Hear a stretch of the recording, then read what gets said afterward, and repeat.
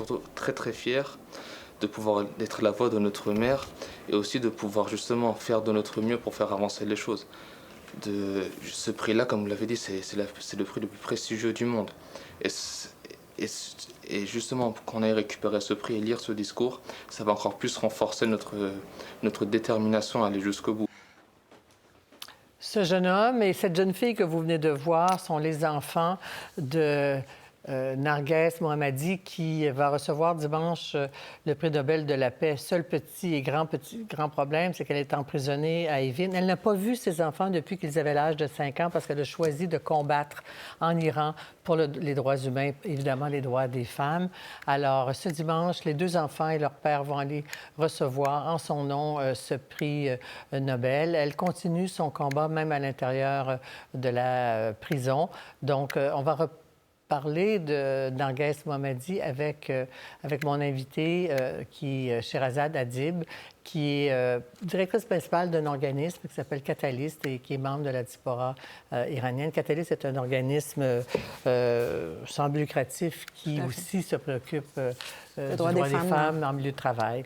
Alors, Madame Adib, l'extrait, oui, on va écouter un extrait d'une lettre écrite par Narges Mohammadi, lettre qu'elle a fait glisser entre les barreaux de sa prison. Et vous allez entendre un extrait lu par sa fille, Kiana.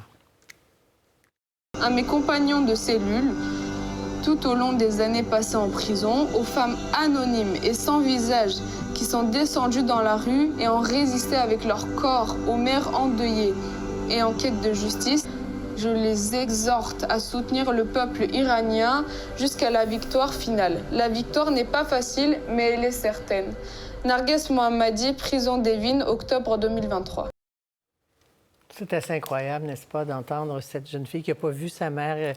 Elle n'a pas jamais serré sa mère dans ses bras depuis qu'elle avait l'âge de 5 ans, mais qui reprend, au fond, le flambeau de sa mère, comme son frère jumeau, d'ailleurs. Que représente Narges Mohammadi pour vous, vous-même une militante iranienne de la diaspora, et les femmes iraniennes?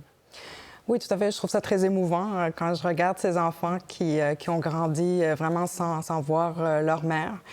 Elle représente en fait de ces femmes qu'il y a à travers l'histoire, ou ces hommes aussi qui ont sacrifié pratiquement leur vie pour les droits humains, puis elle, pour les droits des femmes aussi en Iran. Oui, parce qu'elle avait sa propre... je pense même qu'elle refuse de porter le voile en prison. Tout à fait, tout à fait. Elle refuse de porter... Justement, c'est pour ça qu'ils ont refusé, par exemple, qu'elle aille se faire soigner. Une fois elle est sortie de la prison, puis elle est allée sur la voiture des gardiens de la Révolution, puis elle a enlevé son voile. Elle est extrêmement courageuse, en fait. Je trouve qu'on connaissait son courage parce qu'elle parlait, en fait, au nom des autres détenus. Elle a fait le documentaire où elle expliquait un peu les conditions de détention terribles dans les prisons en Iran. Et ce prix-là, aujourd'hui, ça vient un petit peu consacrer son travail puis donner énormément de crédibilité aussi à notre mouvement parce que c'est ça qu'elle représente. Elle est devenue aujourd'hui le symbole de ce mouvement Femmes, Vie, Liberté en Iran. Oui, parce qu'elle a eu, dans le fond, ce prix Nobel dans la foulée de la mort de Mahsa Amini, dont on commémorait le premier anniversaire de la mort, et depuis, il y a eu plusieurs exécutions. Tout à fait. Vous, à l'automne, ici, à Montréal, vous avez fait projeter ce documentaire qu'on n'a pas vu personne, très personnel, là, sauf ceux qui étaient dans la salle, évidemment, Torture blanche, où elle décrivait les sévices subis par les prisonnières, les femmes détenues. Oui, tout à fait. En fait, elle est sortie de prison en 2020 parce qu'elle est en prison constamment. Je pense qu'elle a passé une dizaine d'années déjà en prison. Et tout de suite, dès qu'elle est sortie, elle a écrit ce livre-là et elle a réalisé ce documentaire Torture blanche qui explique un petit peu une forme de torture qui sont ces cellules d'isolement dans les prisons où vous ne pouvez même pas ouvrir les bras. À mètre sur 2 mètres, où vous ne pouvez même pas interagir avec des objets. Il n'y a rien, en fait, dans ces cellules-là. Et l'idée, c'est d'extraire des aveux forcés aux prisonniers. Donc, on voit une série de témoignages. C'est extrêmement difficile à regarder, ce documentaire. Honnêtement, nous, on a fait la projection avec Amnesty International. Et c'est pas quelque chose d'agréable à organiser, sauf c'est nécessaire. Il faut que le monde sache ce qui se passe en Iran. Oui, vous mentionnez Amnesty International qui vient de publier un rapport. Oui. Un rapport qui décrit aussi... Le titre français, c'est « Ils m'ont violée », si je ne m'abuse, et qui raconte l'histoire de détenus violés, agressés. Tout à fait. En fait, c'est à la suite des protestations qu'il y a eu en 2022. Et après la mort de Mahsa Amini et les jeunes filles qui étaient arrêtées à ce moment-là, justement, elles racontent comment est-ce qu'elles ont été violées, des sévices, des violences sexuelles vraiment commises, même sur des mineurs de 12 ans. Par les forces des gardiens de la Révolution. Puis, des hommes censément religieux, n'est-ce pas? Exactement, qui prônent justement ces valeurs-là, la vertu pour les femmes. Exactement. Et c'est très difficile pour parler de ces choses-là. Ça a pris beaucoup de courage. Aussi, d'un point de vue culturel aussi, c'est difficile pour ces femmes d'en parler.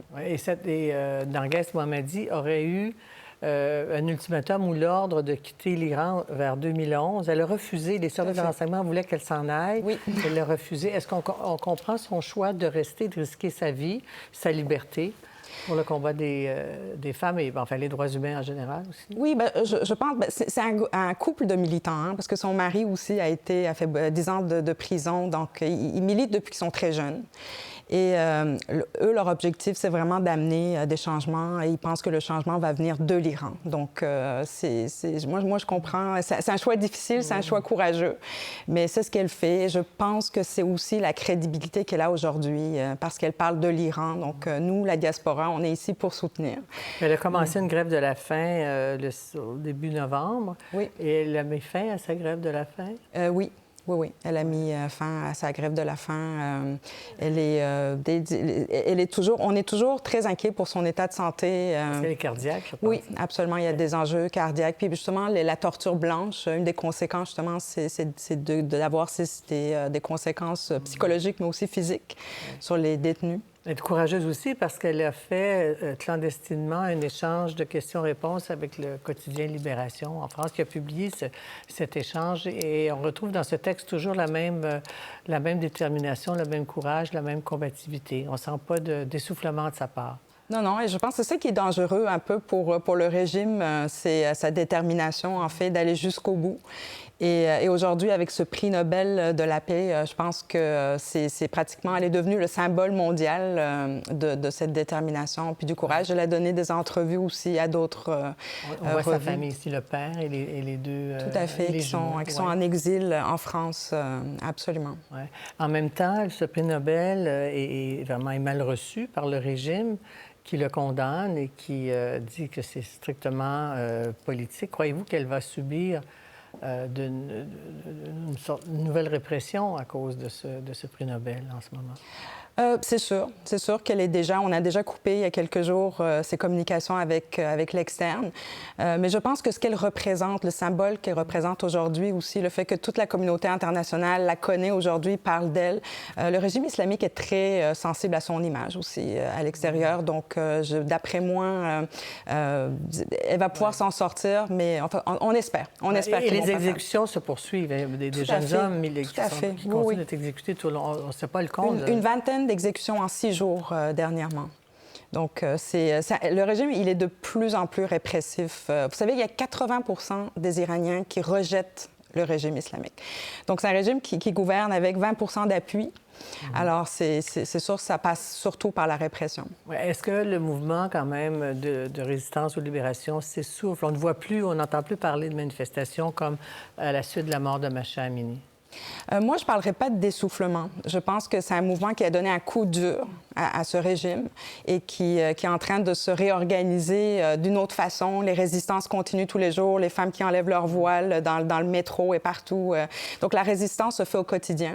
Mais c'est sûr qu'il y a une deuxième étape qui va arriver, mais personne ne sait, en fait, ça va être quoi l'élément déclencheur. Alors, Sherazade Adib, merci beaucoup de nous avoir parlé de Narges Mohammadi, prix Nobel de la paix qui sera décerné dimanche à Oslo. Merci beaucoup. Merci à vous. Au revoir. Merci. Au revoir. Pour voir nos émissions en entier, rendez-vous sur la chaîne Ici RDI.